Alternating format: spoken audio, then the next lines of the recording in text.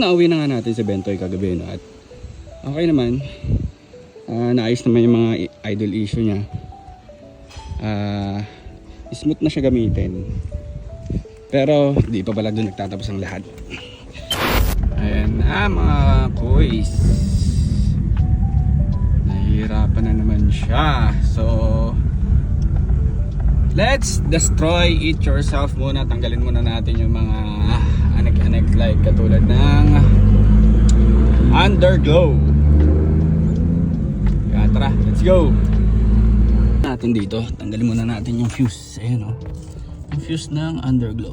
Pang.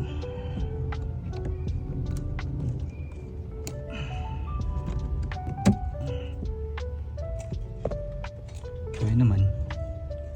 Kaya din. Tanggalin na ito.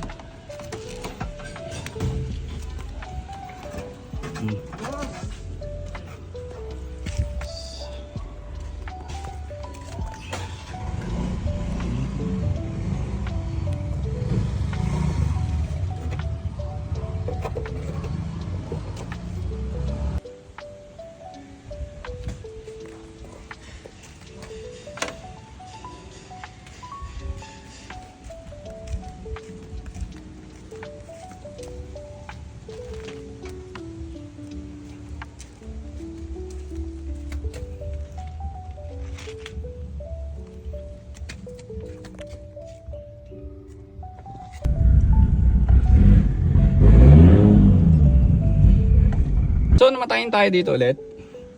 Try natin, start nyo yan. Ayan.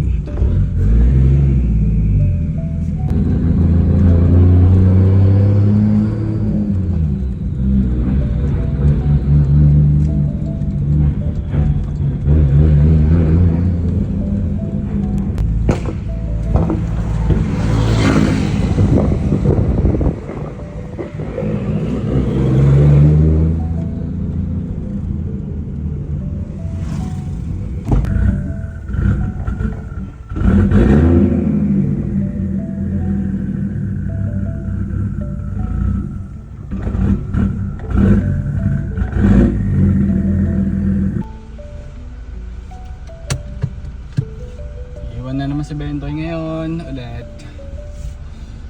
Hindi pa siya ayos.